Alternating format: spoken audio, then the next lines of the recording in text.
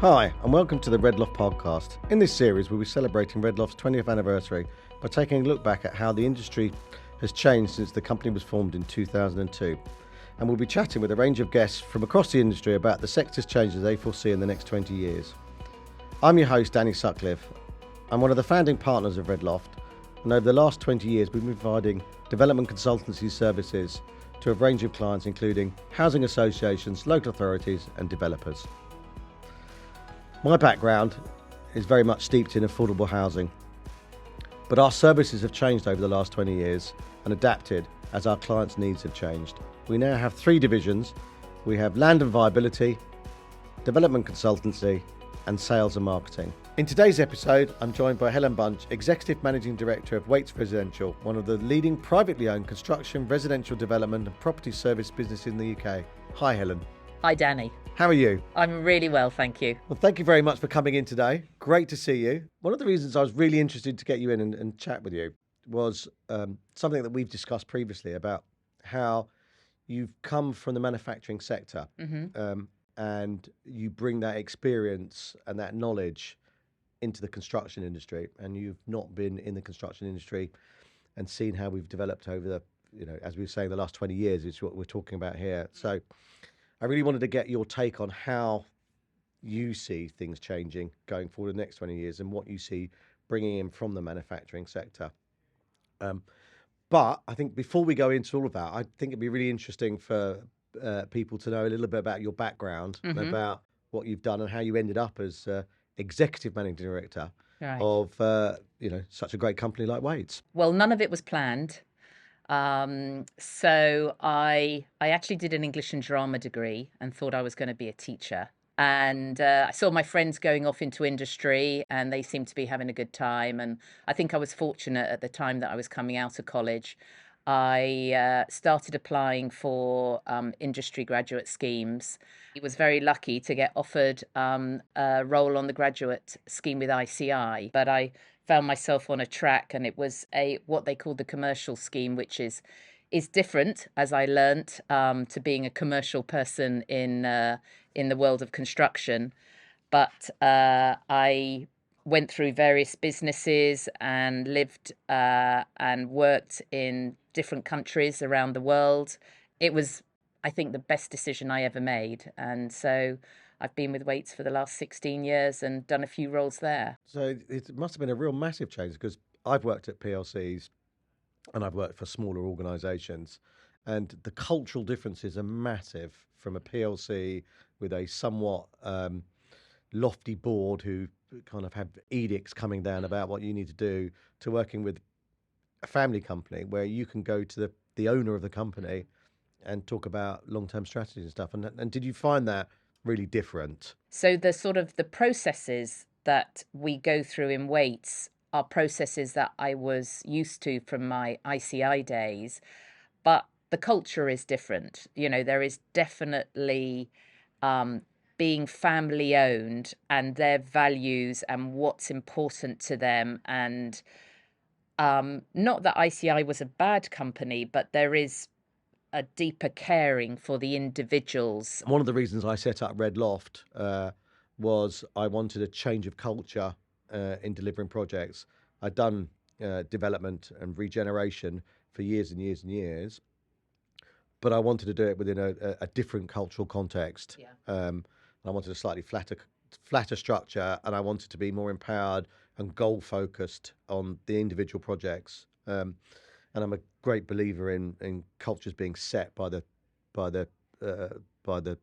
people at the top. Yeah. And that culture then feeds down. Yeah.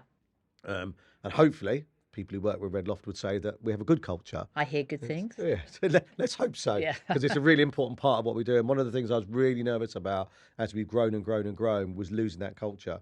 And we're, only 60 now. And I still worry about losing that culture. And, Wates, I don't know how many people are at Wates, but it's going to be... I think it's not far off 4,000, actually. Yes, so it's thousands. And so keeping that culture, it becomes more difficult. And one of the things I wanted to talk about today is how you keep that culture. How do you keep that culture driving forward? And also, a couple more points on that I'd like to discuss with you is about, one, how is the culture different within construction to manufacturing? And two, how is it different being a female leader, A, in a very male world, and also in a very male culture? Construction sites are notorious for their um, male braggadociousness. And when I first came into it, I was really shocked about quite how misogynistic, and we had loads of issues about, uh, you know, basically soft porn on the walls, and we had to take all that down. We had lots of cultural changes we had to make, and saying if you want to work for us, these are some of the standards we expect. And over the last 20 years, that has changed massively, um, and it's a much more tolerant world on the construction site, but it's still quite aggressive sometimes. There's still um, quite a macho culture. Um, and that is changing. I'm seeing that change, but there's a lot of that still there. And I just wonder how you've impacted that. How have you seen that? How have you found that? Just sort of picking up on your question as well about the difference between or the culture in a manufacturing industry and in a construction sector. I mean, I'm out of that sector. Well, I'm still a little bit involved because I have a non-exec role, which is a global manufacturing company. Um, and I always say, because I think one of the hardest things you have to do as you become a manager and then into a leadership is deal with people. It becomes emotional. For most people, it does become emotional because most people care about people. So those tough conversations can be a real worry for people, and you look for ways of avoiding it. And when I find myself in that situation, I'm talking to a colleague, I say, "Oh gosh, I wish I was back in manufacturing because we just had machines, and if it didn't work, you either got rid of it and bought a new one, or you got it fixed. You didn't have to have the tough conversation. You obviously had to look at the cost side of it." And I think that's one of the big things between manufacturing and construction. I know we're moving towards more modular and greater use of technology, but it is really all about people in construction. Whether you're working with supply chain, your partners, the people that you employ. Of course, you have lots of people in manufacturing, but it's it it's not as intense on the people agenda. And I do think managing people is one of the toughest parts about any job. Uh, so sort of like getting the right culture is maybe a bit easier in manufacturing. When I joined Wates, I was actually, wow, there are more women here than there were in my previous industry. Oh, that's And that interesting. may have just been, the offices that I worked in. Was that But with ICI? Was that chemical and it's chemicals, plastics? plastics, polymers. That's about as technical as I can get. So it was the kind of that science of stuff, which So yeah, was quite a big. male-dominated kind of world, wasn't it? Yeah, it was. I remember I had a couple of friends who were doing polymers Yeah, at Manchester, yeah, and that was an all-male course as far yeah, as I could make out. yeah. I mean, it was, very big manufacturing facilities, and the customers that we dealt with tended to be, the people that I dealt with. I can't think of many female customers that I dealt with. So for me, it's just what I've sort of had all my career. The change that construction has gone in, for the pin-up calendars that you might see on site cabins. They when I first started working in ICI and I'd walk into the plant office, you'd see those You'd things. have the same things going on. Same thing going on. So I think they've been through very similar um, uh, change and positive change in terms of, this just isn't acceptable. If we want to encourage more women, and sometimes men aren't comfortable with this, or people from different religious backgrounds aren't comfortable with these things either. So it's not just about being a woman. So that that's changed, and certainly in my time in ICI, we did sort of talk about culture and behaviours, that were acceptable and not acceptable as we try to encourage a more inclusive uh, or a more diverse group of people into the business and make them feel included. In the 16 years that I've been in Wates, I've seen a massive improvement, I think, in terms of sort of culture on sites. And how do we get more women into being plumbers, electricians, bricklayers? How do we do that? How do we break that down? Uh, And if you've got the answer, let us know, because it's a really well, difficult one. I think you've got to make it an environment that women feel safe to come into. Number one, and actually, it's got to be a lot more than safe.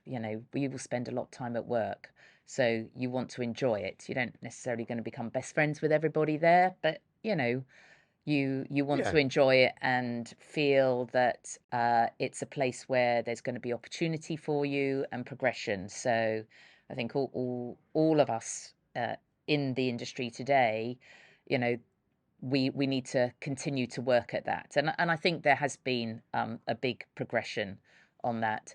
I think there's also a massive education that needs to be done about the roles and what it's like to work in construction, from the salaries that you can earn, because I agree, much better than manufacturing, much better than Yeah, manufacturing. no, Um, so and that is important. Never more so right now.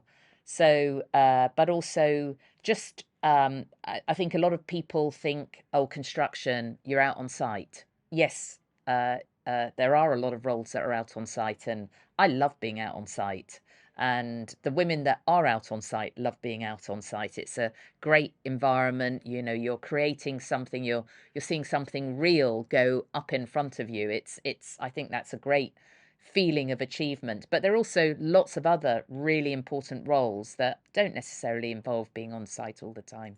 So I think there's an education that needs to go on at school level, also with parents, um, that this is a good sector and a good profession for your child to go into. So certainly Wates, but I know a lot of other organisations get very involved at primary school level. We've developed a really fun book and games that educate about the construction industry. So get them thinking from a very early age about a possible role in construction, and then creating opportunities for them to come in, when they're sort of in the secondary school and internships. So again, lots and lots of programs are being developed and run now to create those opportunities so people can have first-hand experience of it and, showcase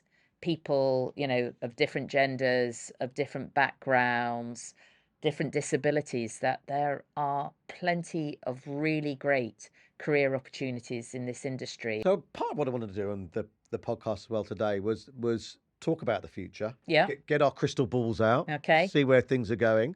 Um, See what we think the changes are going to be. Yeah. What the next 20 years is going to hold. When I first started doing developments, we didn't have spaces for dishwashers. Yeah. No one put a space in for a dishwasher 25 years ago. We were washed up by hand.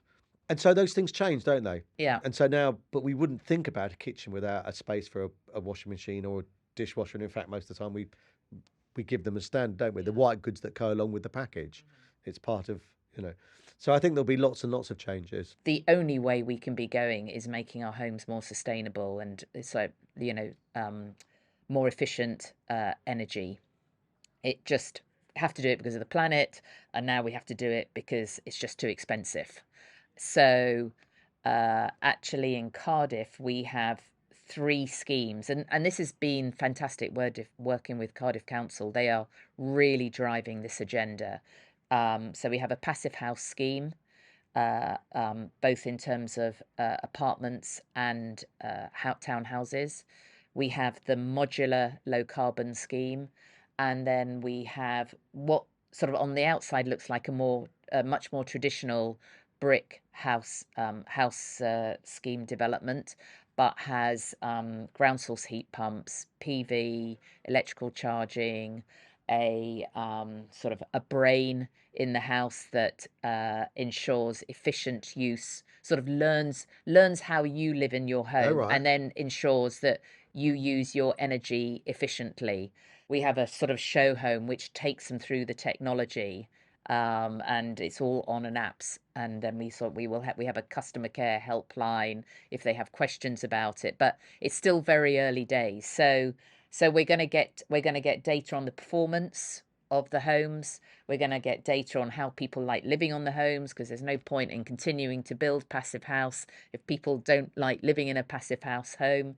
And then obviously we've got all the data on the cost, because all this technology is more expensive today than a house that doesn't have it all Yeah. in. And we're not at a scale yet where you've got Has the economies to. That's always been the problem, though, isn't it? Is of if we're selling homes to people, are they going to pay a premium to have a house that's almost free to heat? And unfortunately, for far too long, the answer has been no. I mean, I think that's probably changing, isn't it? Well, I mean, uh, because of the whole energy crisis that we're going through now, the price of energy, I think people will now be doing their sums and thinking, you know what, we've got this cap at the moment of 2.5 grand, but my bills have gone up. If I have a super duper energy efficient home, I may pay a bit more on my mortgage, but actually I'm going to win on the long term. So Help to Buy is ending. It's been helping the sales sector for years. I think we know what the implications might be for that. So what are you doing as Waits to counter that? How have you seen it?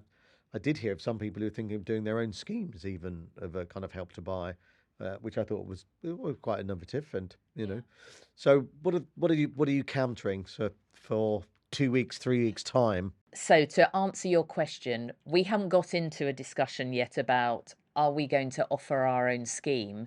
We do various incentives to help people, and that's on a case by case basis. So when you're sort of negotiating on an individual basis, which I'm sure everybody does. Yeah, So, I imagine that there will be more of that in the shorter term once Help to Buy isn't there, because we wouldn't do it on a Help to Buy scheme. But yeah, it's a thought. yes. I Whether just we. because I thought it was very interesting because you then end up with a portfolio of loans, wouldn't you? Which is Yeah. not what you're in, but in the game of doing. But that money then comes back, and some people are thinking about it. So, but they'll Yes. probably have to then go out to institutions to borrow that money, Yeah. and how easy is it to borrow that money with interest rates rising? So, I think the debate about doing it themselves has probably changed. Now the cost of that money is changing. Yes. So that'll be interesting to see if anything ever lands on that. Yeah. I mean, just of course, the one thing that we are doing is, as I've just, without reiterating all the conversation we've just had, is looking at making our homes uh, uh, or building our homes so that they have significantly lower running costs to help them people Yeah. afford the higher mortgage costs. I have heard a number of people saying that they think they're going to increase the amount of shared ownership, so that there'll be an increase in that shared ownership Yes, I think there area could be. to take up some of that slack in terms of an affordable sales product. Yeah. Um, and I mean, I personally think that will happen as well. I wanted to, I wanted to finish with really is as we're saying, it's about 20 years and looking forward 20 years, and the kind of quite a big question. But what do you want to see change over the next 20 years? Is there anything particularly you have a particular thing thinking if that changed it would be better? Is there anything on that you think?